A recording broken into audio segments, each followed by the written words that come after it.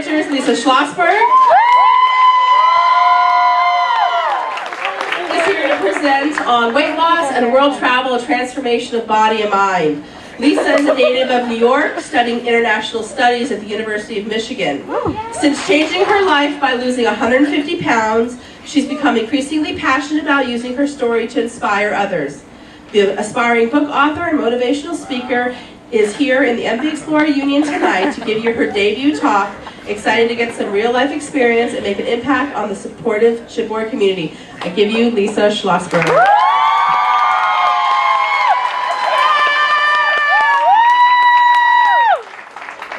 Hello, everyone. I really am shocked at how many people are here.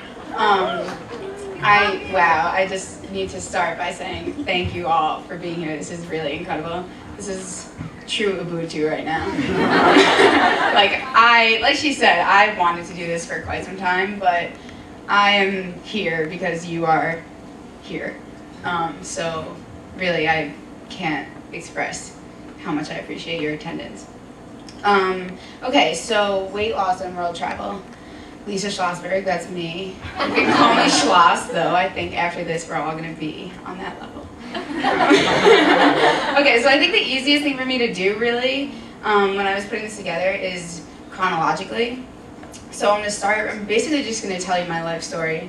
And if it seems like things aren't really, why are you telling me this? I think it'll all tie up eventually, so bear through the first, few slides of my early childhood. Okay, so this is going to basically be, I'm going to start by telling you what I know. I know in Oprah's magazine, she has a little section, like what I know for sure. So instead of Oprah, it's going to be like Schloss, nuggets of wisdom.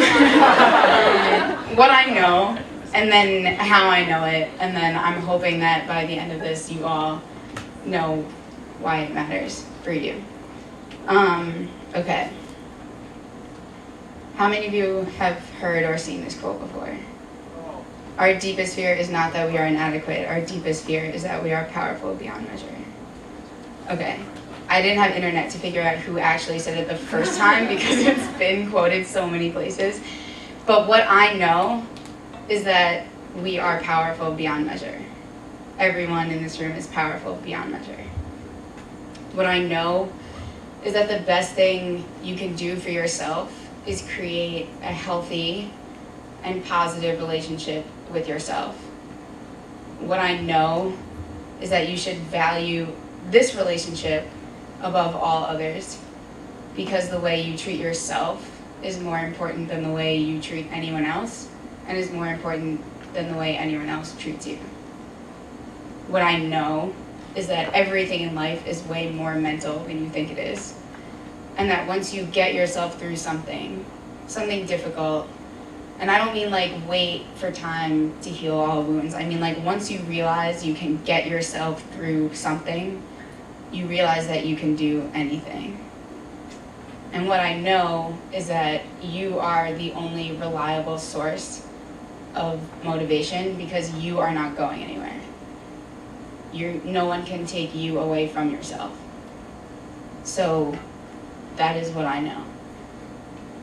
How I know it? Here I am. Early childhood. First one's in Hawaii, second one is like a dance recital or something. I don't know how old I am, like 6 or 7. But the reason that these are up here is basically to start by telling you I was never not overweight. As soon as I could feed myself, I was overweight. My whole early childhood into later childhood. I went to Weight Watchers when I was too young. My parents had to get a pediatrician note to get me through the door of Weight Watchers. That lasted like a couple weeks tops. And there's a lot of things I want you all to get out of this, one of which is I never blamed my parents for my obesity ever. I had the best parents in the entire world. But that was like a constant thread throughout. Always overweight. Next one, blue dress is my sister's bat mitzvah, so I'm like 10. Pink dress is my own bat mitzvah. That was the day I turned 13. And I know for a fact, a little bit over 200 pounds in the pink dress. So that was when I was 13. At this point, I had seen at least 3 different nutritionists. I had been on countless diets. I tried, but I really didn't care. And none of it stuck because I always referred to myself as the skinny girl in a fat suit. Like, I had a lot of friends. I was really popular. And I flirted with boys. And I danced on stage. I was in musicals. I played first base. I was the captain of my softball team in middle school when I weighed 200 pounds. Like, being overweight did not stop me from doing anything. So I kind of just refused to acknowledge that ever. To me, food was good, and that's all it was. I ate what I wanted, when I wanted, of what I wanted, when I wanted, etc. Food was just good, and I didn't know anything about it other than that. And this was my life. Here's high school. Red Solo Cup, freshman year. But I was outgoing. This was not a problem for me. And then prom, senior year. That is about 300 pounds, almost 300 pounds in that picture. But I really just want you to understand, like, I was not upset. This did not ruin my life. I was not bullied. I was fine. I was just really overweight. And then, okay, so at the end of high school, long story short, I heard someone once graduated early, and I was like, I want to do that and start feeding the travel bug that I realized I had. It was right around the time I started to realize there was like a world outside of my little town, and I wanted to see it, and I was kind of sick of high school, and I realized it was possible. So I basically went to my guidance counselor, put together a schedule, Googled some gap year programs, and sat down with my parents, and I was like, okay, so I'm gonna graduate a year early, I'm gonna travel, how do you feel about this? And then after some arm twisting, I ended up in Italy. I found a school. Basically, no matter how old you are, where you come from, any background you have, you go to this school in Florence and study Italian. So I found it through Google, and I was determined. I had studied Italian for quite some time. I was obsessed with the Italian culture and the people, and I wanted more than anything to get there. So pre-departure, I had this conversation over and over again. People would be like, so you're graduating early? And I was like, yeah. What are you doing? I'm going to Italy. Through a program? No. Who are you going with? No one. You don't know anyone? No. Who are you staying with? I have a host family. Do they speak English? I don't know. Well, aren't you scared? And I was like, no, this is so much cooler than high school. Like, what do I have to be afraid of? This is gonna be awesome. The first day, my parents dropped me off at the airport. They're like freaking out. And I look at my mom and I was like, I gotta get a water bottle. And she's like, you have to wait until you get through security. And I was like, okay, when is that? And she was like, you have to get your boarding pass first. And I was like, is that now? And then I'm sitting at the gate like, you don't even know how to navigate an airport. Like, what are you doing? And then fast forward like a flight, a layover, another flight, broken, failed attempt at communication with my host mother. She tells me they're like going out to shop. And I sit in this room, luggaged on the floor. I'm like looking out this screenless window, old school, like shutters, sobbing. And I'm like, aren't you scared? Yes, I'm terrified. And I realize, like, I am alone. I'm 17 years old. Like, what the fuck am I doing here? So this is Italy part 1. Here I am. This is like roughly 300 pounds. I'll get to the weight loss. You're in the right place. Don't worry. Okay, so this is this. So while I was in Italy, I went to school 9 to 12 in the morning, and then we had the afternoons off. So I made a lot of friends. All my friends are from all over Europe. It was the greatest thing. But it took a lot of time. It took a lot of getting used to because, like I said, I was alone. Italy part 2. This is when I started to realize that, oh yeah, look at that. I would get like lost. Like there were certain times where I would get lost, and whether or not I had a map on me or not, I was like, you either get lost and you sit there thinking to yourself, you're doomed. You're in Italy and you're alone, and you're just gonna sit here and I don't know, I can't get you out of this. Or you sit there and get lost and say, okay, deep breath. I took a lot of deep breaths in Italy. Deep breath, you're gonna get through this. And you only have yourself to rely on. So that was Italy part 2 for me. I was getting lost, and then I started walking around alone, and I started doing things. I was going to museums by myself. I would get homesick and I would like distract myself. And I started to realize like I could take control of all of these moments where I was like really vulnerable. And then I started going to meals by myself. And I remember the first time I called my mom and I was like, this is so awkward. And I had this little dinky phone, it probably, I don't even know, like $2 a minute or something. And at first I'm like, this is weird.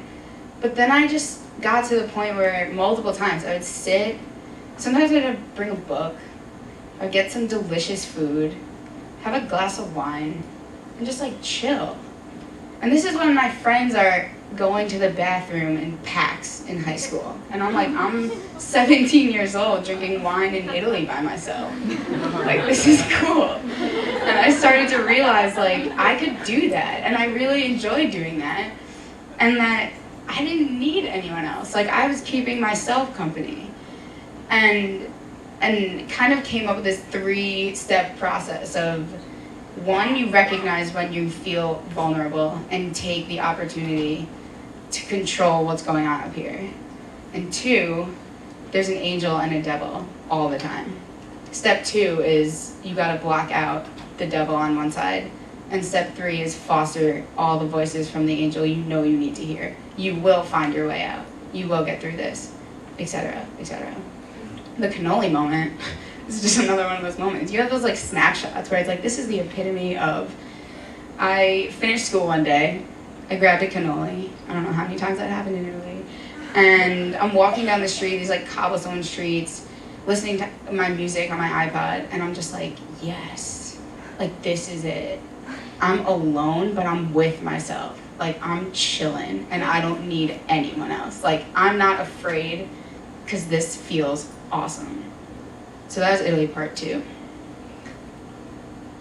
New Zealand. Next stop, New Zealand. There I am. Yeah, that's me. Okay. New Zealand. To be blunt, I hated it. I had the worst time. New Zealand itself as a country is an amazing place, and I highly recommend you all go. But I will tell you the internship program to not do while you're there. And I'll also tell you that every bar, every club, everything, after a certain point, cards you at the door and will not let you in unless you're 18. I was 17. Again, to be blunt, I had no friends. But it was okay, because I had Italy before this. I was my own friend. And this is when I started going, I was going to movies by myself at this point, which is a lot easier than meals, because meals you're sitting there and no one is talking to you, but a movie you're just sitting there and you're watching a movie. So I was, again, this is just more of like I was keeping myself company and I really enjoyed it. Then, freshman year, bam, this is right before an Avicii concert, and in the coach bus. And more freshman year, University of Michigan is the best thing that ever happened to me, shout out. But nothing really eventful, as far as this goes, happened until the end of freshman year. I told you were in the right place. May, after freshman year, is when this all started. I decided this was the time. Backing up a little bit, the first time I walked into Jenny Craig, which for those of you who don't know is kind of like weight loss for dummies. They give you packaged foods and all you have to do is literally stick it in the microwave and eat what they give you for days. Which is perfect for me because I had no idea what I was doing and I wouldn't have been able to do it otherwise. First time I walked into Jenny Craig, I was in New Zealand and I converted from kilograms to pounds, 302 pounds. And then freshman year happened, I was like, I'm living in a dorm, I have a mini fridge, like this is not gonna work out. And it was a really good excuse to not do that anymore. But then May after freshman year was when I really was like, okay. I think I say my theory is that I was finally so happy in my life that I had nothing else to work on except myself, because I loved freshman year. So at the end, I really thought of this as like, this is the means to an end. I'm going to do this as quick as possible. I'm going to lose as much weight as fast as I possibly can, because this is going to suck. I didn't want to give up food. I hated working out. Like, oh my God, I hated working out. And I couldn't. It was supposed to just be the solution to the only problem I had yet to solve. And I was ready to be miserable for a long period of time, as long as it took. They tell you it should be a lifestyle change, right? You're not on a diet, you're changing your life. And to me, I was like, no, I'm on a diet, and then I'm gonna get right back where I was, temporary. So in the beginning was by far the hardest. If anyone out there ever asks you, tell them the beginning is the worst part, because it is. Because I would sit there and think, okay, you're 300 pounds. You have half of yourself to lose. And the devil on one side would have me be like, okay, I would calculate. I don't know how many times I calculated how long it could take, how fast I could physically do this. I regretted getting myself where I was. I blamed myself. Who else was there to blame, really? I was angry. I questioned every decision I had made, and I doubted what I was capable of doing. But then again, I would sit and realize, like, this is one of those moments. Block it out. And instead of the angel, there really is no angel in this situation. It was like a realist. And I told myself on repeat all the time, the only way to not be overweight is to lose weight. And it's super simple. But on repeat, the only way to not be overweight is to lose weight. You got yourself here, you will get yourself out. And one day at a time. Because I realized I wasn't losing 150 pounds. I was losing 1 pound 150 times. So I had to stop thinking of it. I refused to let myself think any farther than like a week, because it would be month. It would take at least a year and a half, etc. And like, think about what that means in college. You're like, my whole life is going to be different in a year, but I'm still going to be miserable trying to lose weight. So this was like the pivotal moment of blocking out one and responding to the other. Because once you can control your mind, you can control your body. And that's the truth. That is a year. That's one week to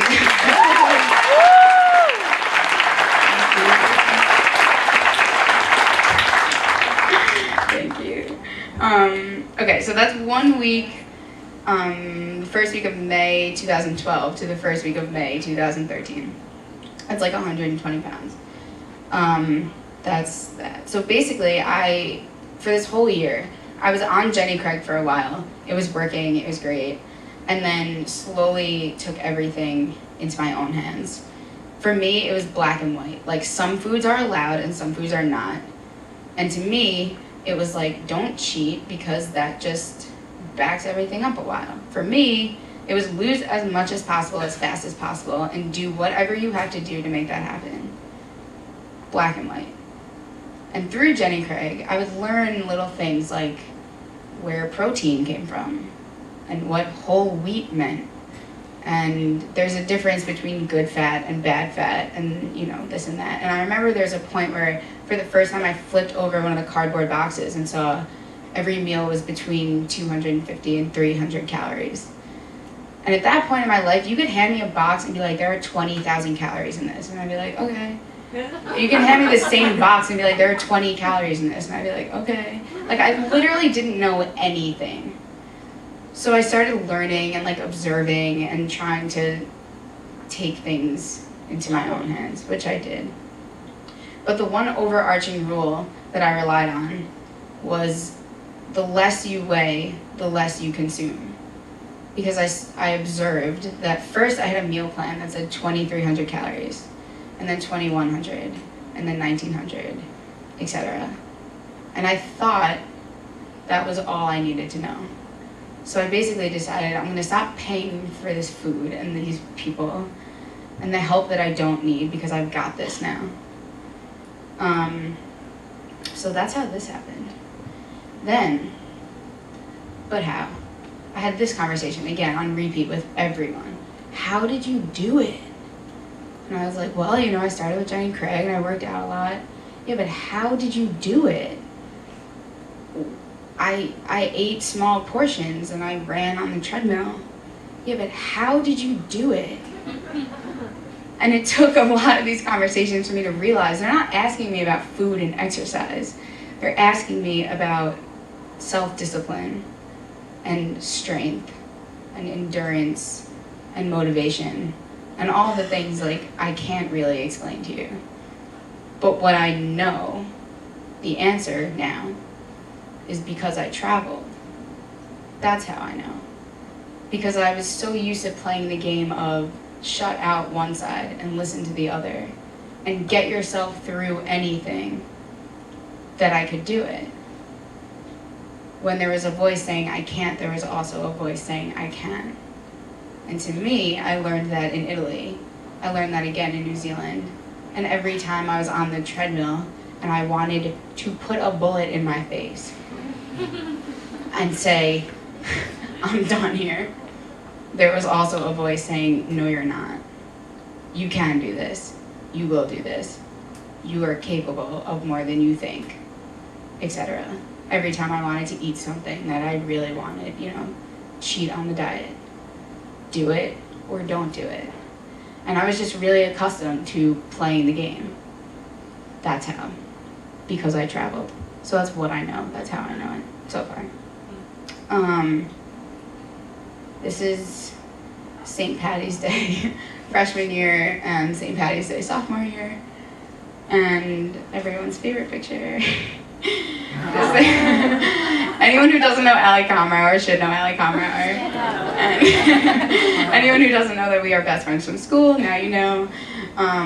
We were throwing out my extra large overalls, but not before we both got in them and took a picture of it. So that was that. Okay, so yeah, Schloss lost the com. That's us. Okay, so this is where part one ends. If you know me or anyone who's heard this story, this is what you know.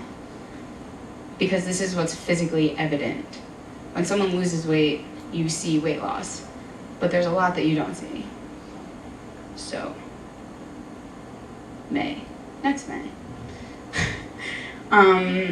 I need to back up again. Chronologically it was the easiest way, but it's still not that simple. Starting in like January, and this was from January 2013. I was starting to experience a lot of these like symptoms of, I don't know what.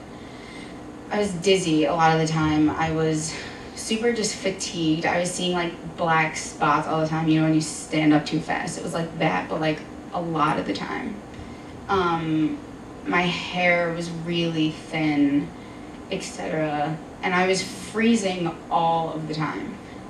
All of my friends, we started compiling an album of like Schloss's cold pictures. And it was just like this, like so many of them. So I went to all of these doctors. Like first I went home, I think March, to my pediatrician. And then again, it was bad by April. And saw my parents' doctor. And I would go in being like, what is wrong with me? Like, why am I exhausted all the time and why this and that? And I heard over and over again, you lost a lot of weight really fast and this is what happens. With maintenance, you'll be okay. You'll come back, etc. So I was like, okay, well, I'm not done losing weight, so I'm just gonna stick it out for now. But then the beginning of May, I hit a plateau. And this was back when I was weighing myself every single morning. So I knew for 2 weeks I had not dropped anything. And at this point, I was like, I have mastered the art of weight loss. Like, look how much I've lost. There is no reason for this to be happening. I know exactly what's going to make me lose. I know exactly what's going to make me gain. And I know how to stay the same. Why isn't this working?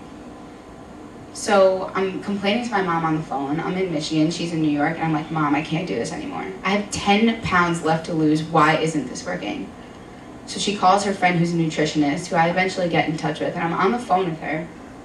And I'm telling her, like, she says, what are you eating every day? And I'm like, listen, Mary, I know exactly what I'm doing. I know how much I should be eating, and I'm eating less. I know how much I should be burning off, and I'm burning off more. Why isn't this working? And I'm on the phone. In hindsight, now I know, if you know anything about nutrition, a woman who weighs less than I did and who doesn't work out at all needs at least 1,200 calories a day. I'm on the phone with a nutritionist being like, what's wrong with me? I was eating almost 1,000 calories a day, probably, and burning off at least half, if not all of it, every day. And I'm on the phone like, why don't I feel well? Why am I dizzy for months?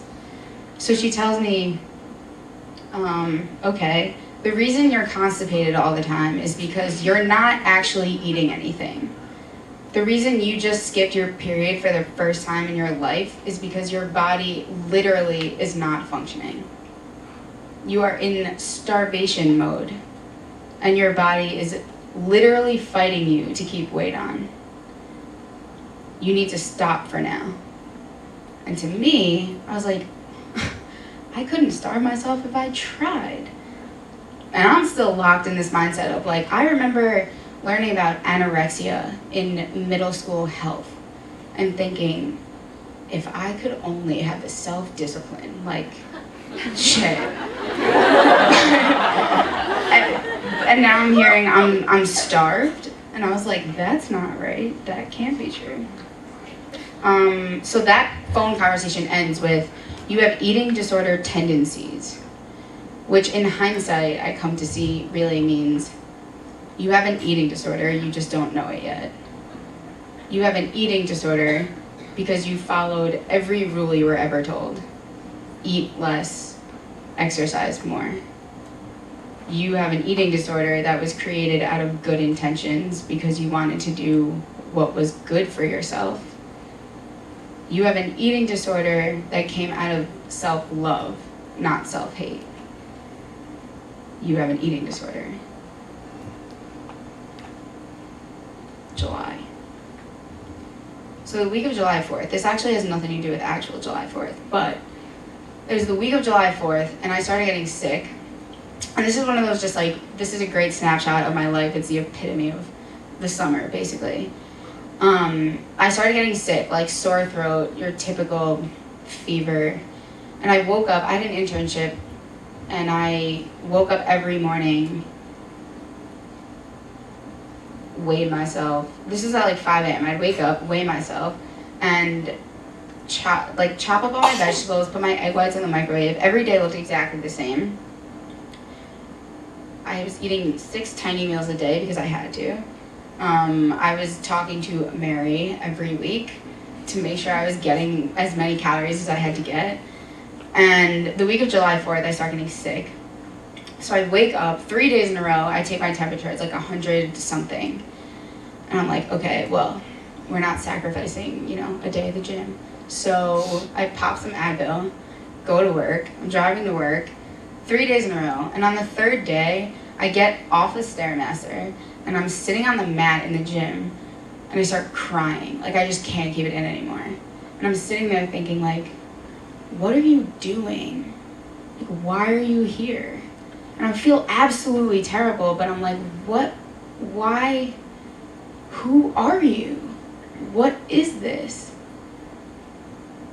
And I realized that there's like a comfort in the black spots, because it meant at the very least I wasn't gaining weight. And that, at this point, my biggest fear was gaining weight. And I started thinking to myself, you really do have an eating disorder. this is what it looks like. This is what it feels like. And everything that I was doing, eating, mostly, and then taking a day off, 2 days off from the gym and off the scale, was everything that I didn't want to do. I had to do what was right for my body, but what felt wrong all the time. And I can't really explain, anyone who hasn't been there, what the pain is like of fighting yourself all the time. Knowing what you should do and not doing it. I mean, like, eating felt wrong, but not eating was wrong. So it was a constant lose-lose situation. July 16th, I write in my journal, I don't recognize myself anymore. This is not who I am. And at this point, again, this was the revelation of, I was not eating out. Like, I would refuse every meal invitation from my coworkers. I wouldn't eat out because any food I could prepare for myself was too much anxiety. And I didn't skip a day at the gym because I couldn't. And then I one day realized that I would sit in traffic on the way to work, and I would look at how many minutes were going by, which meant how many minutes I wasn't on the Stairmaster and how many calories that was and what I wouldn't eat, and et cetera, this vicious cycle that goes on, and it was miserable because every minute of every second was the same thing. So I'd have these moments where I'd constantly pause and be like, this is what an eating disorder is, and you have one now. Granny Schloss. Again, I'm introduced to the idea that this is not just about food and exercise anymore. This is a control issue. And health over weight was the mantra that I was given to live by, because the obsession with maintaining physical health had begun taking away everything from me. My social life was gone because alcohol has calories in it.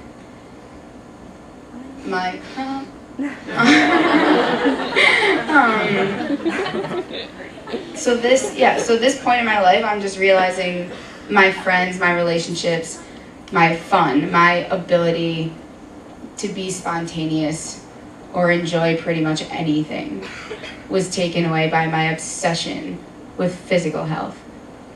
This is me eating my first piece of pizza in a year and a half. Pizza's my favorite food. But again, black and white, like, pizza was on the not allowed list, so it took a year and a half to get there. So this is what the summer looked like. September.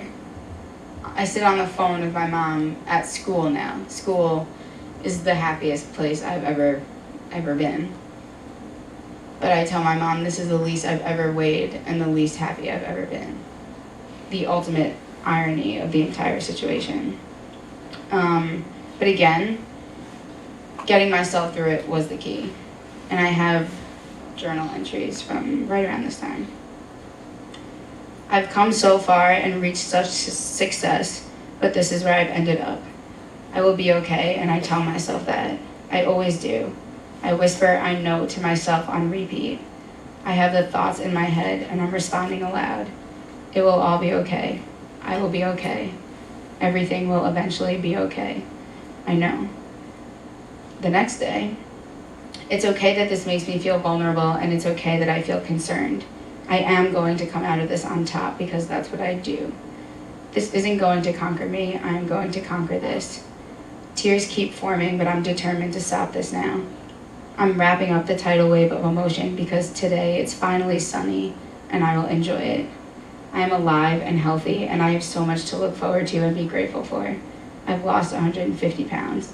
I can do anything. This is what the summer, this is what first semester looked like. And I need to digress from my own speech for a second to explain. I sound strong because I don't have time to read you all the weak diary entries.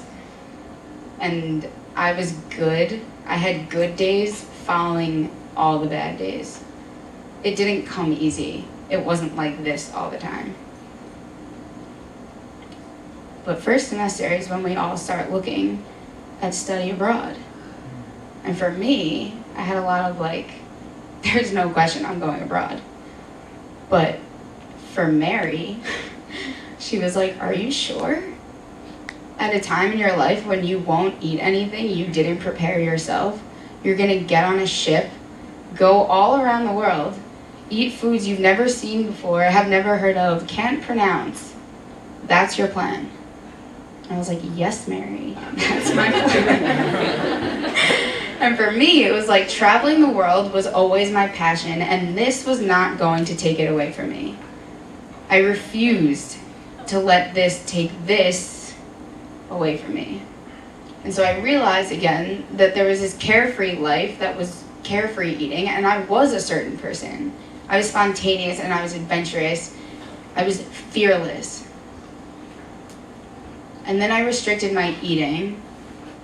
That became restricting my living. And I was now anxious and uptight and rigid and fearful of everything.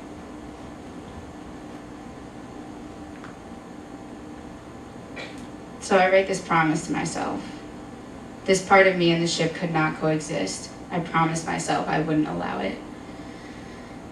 Because I realized there was one way to do it and there was another way to do it. You either go and you travel around the world and you really travel. You eat things and you experience things, or you don't. You can be restricted in traveling, it's just gonna suck. And then you're gonna look back and be like, wow, I had a really amazing opportunity and I blew it. So I promised myself that wasn't gonna be the case. This is what I call the mental strength timeline. Because what I realized is what I got out of my gap year could get me through weight loss, which then could get me through recovering from weight loss, which then was gonna put me on this ship. And this was right after I had dinner with a SAS alum who I was friends with at school.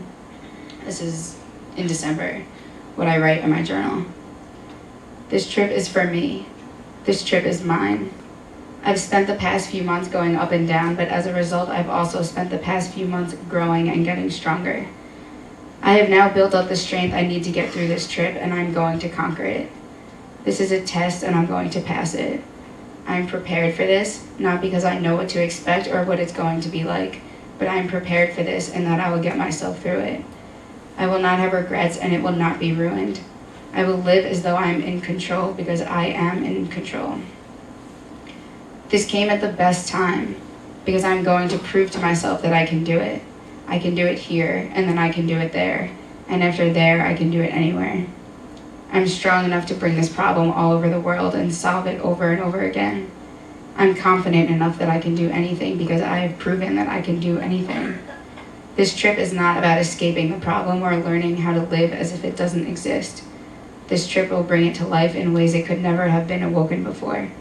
I will have no choice but to confront this and confront this in so many ways. This trip is about me learning, growing, strengthening. You are so strong, Lisa. You are doing it. And then I have lunch with one of my friend's older sisters who is now a successful nutritionist and trainer, but who had previously battled with bulimia for like 5 or 6 years. And she showed me this quote and said this was what she hung up all around her house when she was really recovering. You gain strength, courage, and confidence by every experience in which you really stop to look fear in the face. You are able to say to yourself, I have lived through this horror. I can take the next thing that comes along. You must do the thing you think you cannot do. So I realized, our instinct as human beings is to avoid everything that makes us uncomfortable. This entire trip was going to make me uncomfortable, but I promised to myself that I would seek out and embrace all of it. Now, we're on the ship at this point, January 29th. I'm going to do this trip the way it's meant to be done. I'm about to do the thing I think I cannot do. I promise to keep reminding myself of the fact that it gets easier with time, and that throwing myself into the world is the only way this will ever get better. I'm going nowhere by staying where I am. I get nothing from hiding within my comfort zone. Then I go and see the World Cafe, Maria Khan, who teaches mindfulness, right? She's amazing, and I highly suggest all of you talk to her and learn from her and both her husband, Professor Khan and True Khan.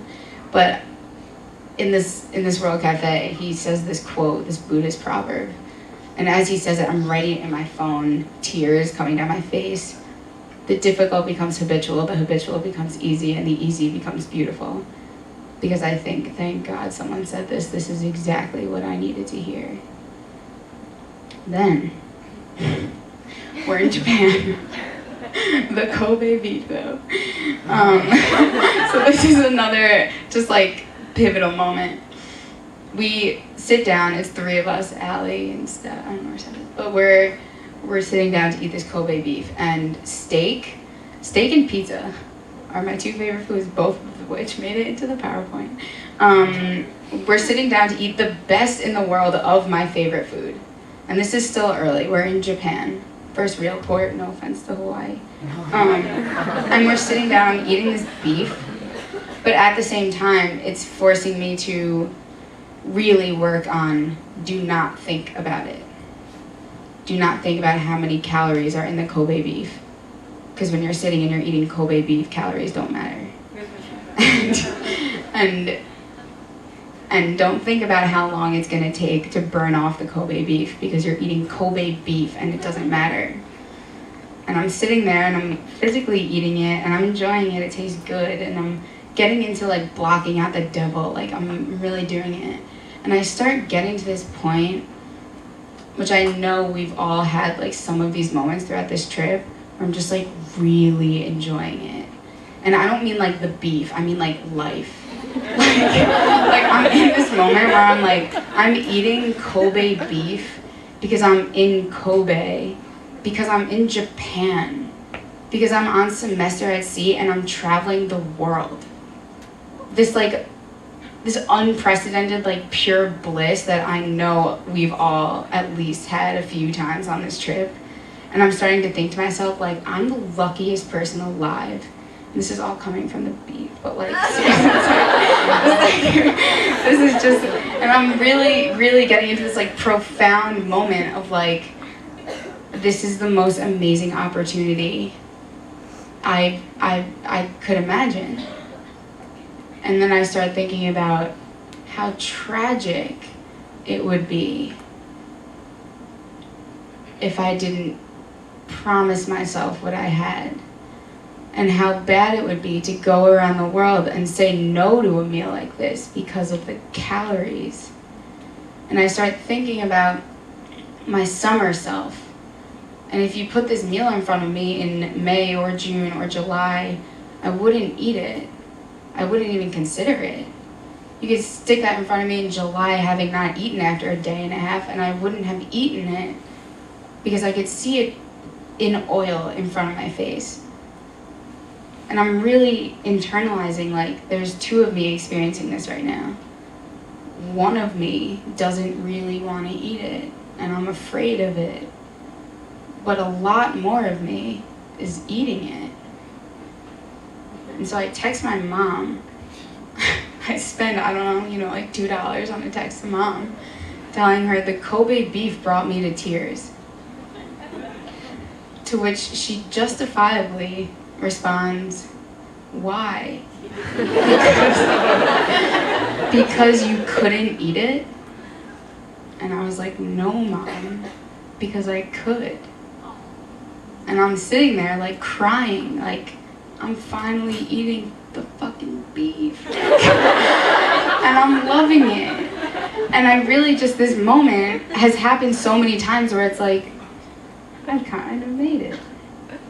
And then, China, more journal entries. Are these boring? No. Okay. February 8th, China. It's gonna take some time before I can eat and drink and not cry about it. But it's going to take a lot of eating and drinking and crying about it first. I just need to power through. I feasted in China because the food tasted great and I enjoyed every bite and I was with great people and I wasn't even paying. I can't regret feeling full and gluttonous because I would regret it if I didn't. I can't be concerned with the calories and alcohol because I would hate myself for not drinking it. The only thing worse than regretting what I've done is regretting what I didn't do. There is no other way that I allow for myself. There is no other way that is good enough for me. I demand adaptation for myself because settling with the black and white lifestyle is like living a constant insult to myself. I deserve gray. 2:28, now we're in Burma. No matter how scary it is, I continue to look fear in the face. All of my fears are mental chatter that I don't deserve to listen to. I am okay, strong, tough, and beautiful. Fuck it if sometimes I don't think so.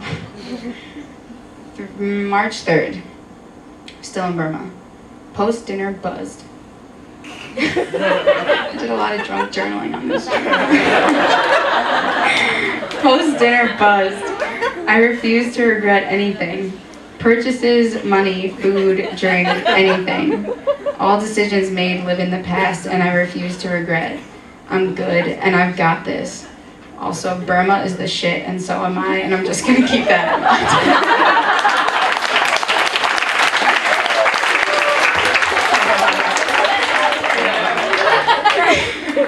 I really liked Burma. Okay, so there were times where I would go through this, why isn't this getting any easier? I would curse Jun Khan and his Buddhist proverb many a time, being like, he said this would be habitual and then it would be easy. And I don't know how many times I spent $20 on 13-minute phone calls with my mom, being like, Mom, I'm eating and I'm drinking and I still am not feeling this. It's really hard and it's not getting anywhere. But then it was January, and then it was February, and then it was March. And I started to really realize, like, I was really full. The meal before the Great Wall of China, like, I was very concerned for myself because I feasted. And then I realized, like, China and Japan and Vietnam and how many places we've been and how long it's been, and my clothes are still not tighter. And insanity, 5:15 on deck 7 every day, has only gotten easier. And I'm doing all of these things, and like over time I see I'm still waking up to me. And all of my fears are not realized. And I realize that like I can live in moderation. Nothing really has to be extreme all the time. It doesn't have to be black and white.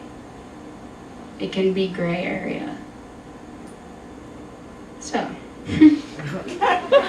what I've learned, my favorite thing about this is what this trip has taught me. That I can be the person that I was in the body that I have, which has been translated and internalized to myself as, you have nothing to worry about. You were scared of so many things, but there's nothing to be afraid of. And I would never have made a realization like this without being so afraid and looking fear in the face.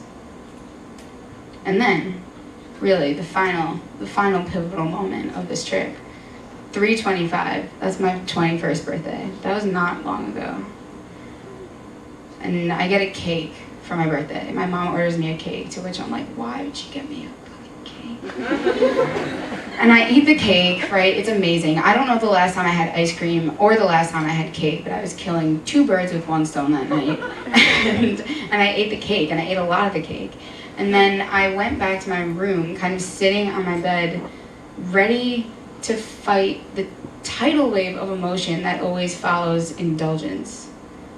Because I had gotten good at getting myself through the moment, but after the math was always the hard part. And I'm sitting there waiting, like, thinking about it. And I gave up on trying to calculate the calories of the cake because couldn't do it. And I gave up on thinking about it because I realized for the first time that I didn't care. And like, I was okay. And after 3 months of being on this trip, it was fine. And I'm literally sobbing in my room, happy tears of relief, because I feel like this is what I've been waiting for. 3/25/2014. It really is okay.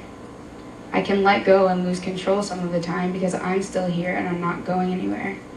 I was begging for it to become easier and it wasn't. Today, it is easier. In this moment, it is easier. I am okay. I did this. I got myself here. David Seals.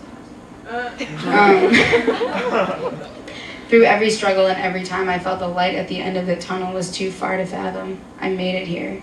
I'm now in the place I felt didn't exist. I made it to the time I felt would never come.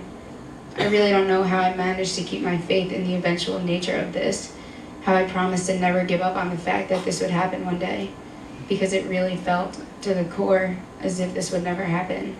But now I'm here. I'm so thankful for myself. There's a lot that I did wrong, unintentionally, but also intentionally, and I know that.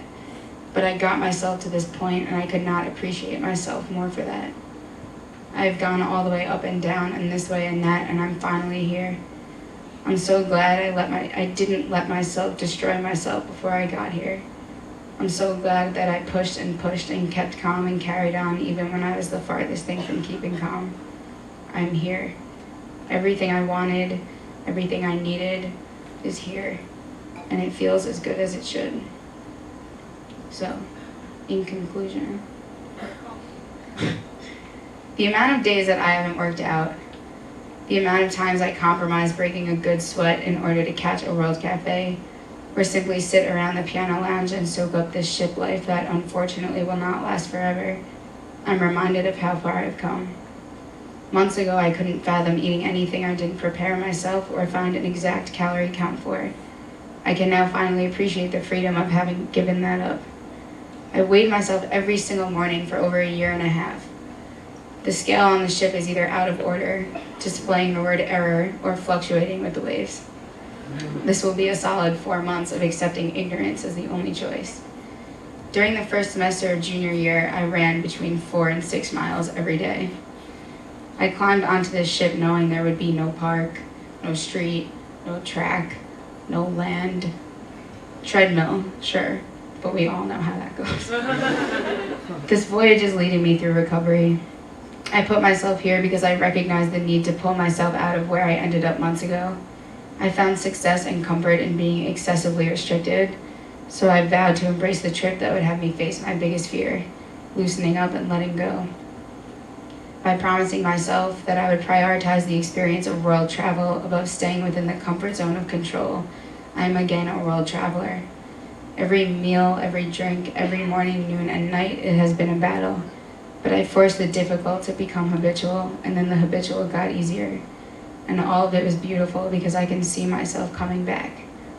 I'm finally beginning to recognize myself, and I feel as if I know who I am again. It's still confusing when I look in the mirror. I accept that it will be for a while, but this voyage is bringing me back. It is on this ship that I've begun to bring myself back.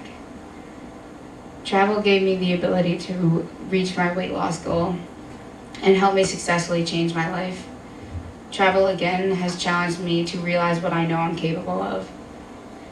As we all embark, or disembark rather, from this voyage and on life, the most relevant advice I could ever give is to cultivate a healthy and positive relationship with yourself. When you're driven from within, nothing you face is impossible. Look fear in the face. Do the thing you think you cannot do. Because the only thing that you'll always have and the only thing you'll ever need is yourself. And so the end of the quote in the beginning, powerful beyond measure. As we are liberated from our own fear, our presence automatically liberates others. So I'm hoping, in my own personal liberation, I've kind of helped liberate you all. And that's that.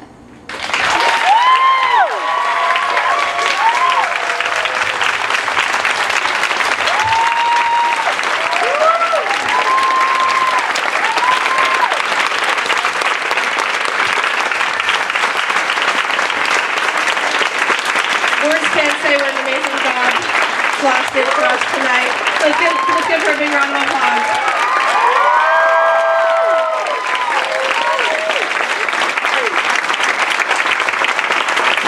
So World Cafe is over for tonight. Our inset lecture starts at 2000, but Floss will be available outside if you guys want to talk. Hook up with her on the ship, be able to talk with her more. Not like that. Not like that. Make sure sure you find time to talk to her about her story, especially if this story motivated you. I would encourage you to make some time to talk with her. So thank everyone for coming.